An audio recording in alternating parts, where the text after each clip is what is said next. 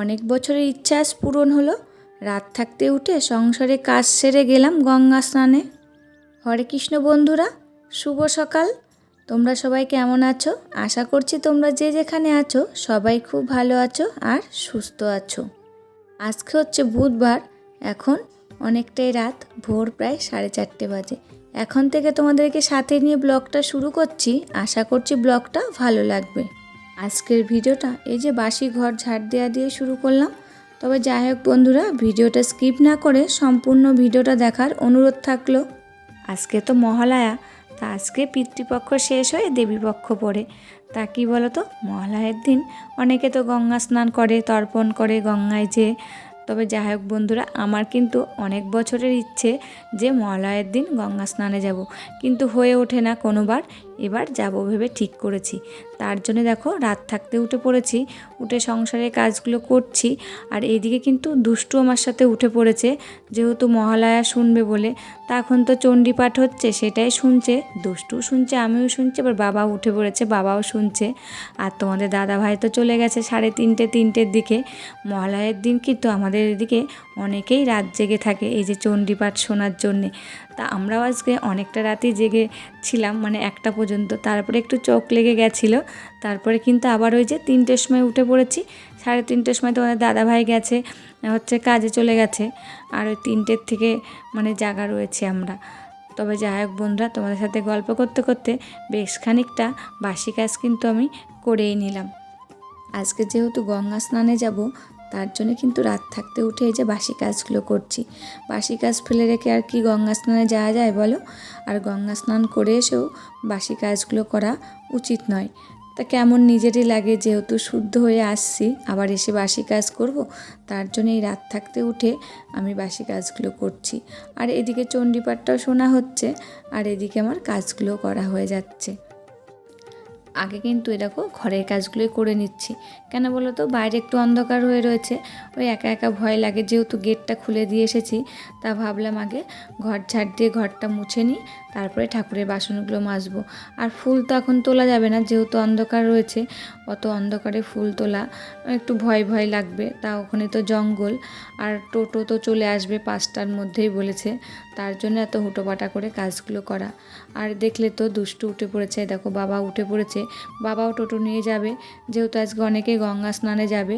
আর মানে অনেকটাই ভাড়া হবে অনেক। তার জন্য বাবা আজকে ভোরে ভোরে বেরিয়ে পড়ছে। আমরা কিন্তু বাবার সাথে যাব না, পাশের বাড়ি ওই দিদিরা একটা টোটো ঠিক করেছে, ওই টোটোতে করেই যাব আমি। আর দুষ্টু তো যাবে না, দুষ্টু থাকবে। আমি বেরিয়ে গেলে বলেছি ঘরের তালা দিয়ে একবারে গেট দিয়ে মহালয়া দেখতে। তবে যাই হোক বন্ধুরা, দেখো গল্প করতে করতে ঠাকুরের বাসনগুলো কিন্তু মাজা হয়ে গেল আমার। আর এখন এই যে বাসি উঠোনটা ঝাড় দিয়ে নিচ্ছি, তারপরে গা ধুয়ে নেব, নিয়ে একেবারে ড্রেস পরে নেব। তোমরা তো জানোই আমি বাসি উঠোনটা ঝাড় দিয়ে স্নান করে ফেলি। আজকে কিন্তু স্নান করিনি, যেহেতু গঙ্গা স্নানে যাব, তার জন্য গা ধুয়ে নিয়েছি, নিয়ে একেবারে রেডি হয়ে গেছি। আর রেডি হতে হতে কিন্তু টোটো চলে এসেছিলো। আর এই দেখো আমি এবার রেডি হয়ে গেছি, এবার টোটোতেও উঠে পড়েছি, এবার যাওয়া শুরু করে দিয়েছি। দেখো যাচ্ছি, আর এই দেখো সূর্য মামা এখন উঠছে।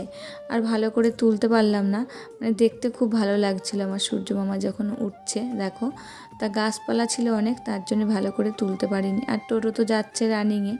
আর দেখো কি পরিমাণে ভিড়, আমরা কেমন জ্যামে পড়েছি। আর টোটোটা কিন্তু 2 কিলোমিটার আগেই নামিয়ে দিয়েছিল, মানে গঙ্গার থেকে 2 কিলোমিটার আগে নামিয়ে দিয়েছিল। পুলিশে ওখান থেকে যেতে দিচ্ছিল না, এত পরিমাণে ভিড় হয়েছে বলে। আর দেখো এবার তার জন্য আমাদেরকে হেঁটে যেতে হচ্ছে, 2 কিলোমিটার হেঁটে যেতে হবে। তারপরে আমি 2খানা গঙ্গা জল নেব বলে ঢপ নিয়ে এসেছি 10 লিটারে। সে যে কি কষ্ট আনতে, যে তার নেই ঠিক জানো না। দেখো কি পরিমাণে ভিড় হয়েছে আর কত লোক হয়েছে, দেখো তোমাদেরকে দেখাচ্ছি। যে আমি জানি না যে মহালয়ের দিন এত ভিড় হয়, যে মানে গঙ্গা স্নান করতে এসে যে এত ভোরে এসেছি, তাও ভিড় দেখো কেমন। তা অনেক মানে বছরের মানে ইচ্ছে ছিল যে মহালয়ের দিন গঙ্গা স্নানটা করব। তা এবছর পূর্ণ করলাম মহালয়ের দিন গঙ্গা স্নান করে। আর এই ঘাটটায় দেখো কি পরিমাণে ভিড়, আমরা কিন্তু এই ঘাটটায় নামতে পারিনি। দেখো নামছিলাম কিন্তু স্নান করতে যেতে পারিনি, পাশের একটা ঘাটে গেছিলাম স্নান করতে। এরই মধ্যে কিন্তু কালো করে মেঘ চলে এসেছিল, আর বৃষ্টিও চলে এসেছে। আর কি ডাক, আর এত লোক, যে মানে কি বলবো, মানে ধরছে না। ওই যে সাইডে সব ঘর করা রয়েছে, কিন্তু ওই ঘরের মধ্যে সব ঢুকেছে। কি করবে বলো, যারা এখনও স্নানে নামেনি তারা আর কি করবে। তার জন্য সবাই কিন্তু ওই ঘরের ভিতরেই ঢুকেছিল। তাদের সঙ্গে ফোন রয়েছে, জামা কাপড় রয়েছে, এসবগুলো তো বৃষ্টির হাত থেকে বাঁচাতে হবে বলো। তা আমরাও ঢুকেছিলাম সেই ঘরের ভিতরে। ওই দেখো দেখো আমি স্নান করছি, সেটা ওই পাশের দিদিভাই একটু ভিডিও করে দেখিয়েছে তোমাদেরকে। তা তোমাদের সঙ্গে একটু শেয়ার করলাম যে আমি গঙ্গা স্নান করছি। আর এত পরিমাণে ভিড় হয়েছে না কি বলবো। আর এর মধ্যে কিন্তু বৃষ্টি চলে এসেছিলো, তারপরে কিন্তু কোনো ভিডিও করতে পারিনি। আর এই দেখো বাড়ি চলে আসছে এখন স্নান করে নিই। দেখো তিলকের ফোঁটাটাও নিতে পারিনি, এত তাড়াতাড়ি করেছি। তারপরে বাড়ি এসে গাছে ফুল তুলেছি, তুলে এই যে ঠাকুর পুজোটা এখন দিয়ে নিচ্ছি। অত ভোরে তো দিতে পারিনি, তা বাড়ি এসে দিলাম। আর আসার সময় এই যে কচুরি নিয়ে এসেছিলাম আমার আর মেয়ের জন্যে, তা একটা প্লেটেই বেড়ে নিচ্ছে এখন। কচুরি খেতে খেতে যে সকল প্রিয় বন্ধুরা আমাকে সুন্দর সুন্দর কমেন্ট করে আমাকে ভালোবাসে, তাদের কমেন্টের নামগুলো নিয়ে নিই। দীপেন টেক্স ব্লগ, হ্যাপি হ্যাপি মন daily blog, Johamoni blog, Rina Chowdhury, Chandana blog, Tukun lifestyle daily blog, Swapnaka family, Payel Ghosh, Madhushree Manna, Mousona. সকল প্রিয় বন্ধুদের জানাই অসংখ্য অসংখ্য ধন্যবাদ আর ভালোবাসা। তোমরা এইভাবে আমাকে সাপোর্ট করো, আমার পাশে থেকেও আমাকে ভালোবাসা দিও। কচুরি তো খাওয়া হয়ে গেছে, এবার এই যে বাসি বিছানাটা তুলে নিচ্ছি। যেহেতু তখন বাসি বিছানাটা তুলে যায়নি, দুষ্টু শুয়ে শুয়ে টিভি দেখছিল, তা বাড়ি এসে আগে খেয়ে নিলাম, তারপরে দেখো বাসি বিছানাটা তুলছি। আর কি বলো তো, বাড়ি এসেও দুষ্টুকে ডাকছি যে গেটটা খোলার জন্যে, দুষ্টু কিন্তু গেটটা খুলছিল না। এদিকেও ঘুমাচ্ছে আর এইদিকে টিভি চলছে, আর ডেকে যাচ্ছে গেট খুলছে না। টিনের গেটটা খুলে আমি বাড়ির ভিতরে ঢুকে এসেছি, তাও কিন্তু উঠছে না তখনও। যে টিনের গেটটা একা একা খুলেছি তার কতটা শব্দ হয়েছে তা ওঠেনি। বাড়ির ভিতরে এসে ডেকেই যাচ্ছি, তারপরে গ্রিল ধাক্কাচ্ছি, তা উঠছে না। আমি অনেকটাই ভয় পেয়ে গেছিলাম তখন যে মেয়ে বাড়িতে একা একা রয়েছে, কি হলো রে, এত ডাকছি, তারপরে গেট ধাক্কাচ্ছি তাও ও উঠছে না, শুনতে পাচ্ছে না।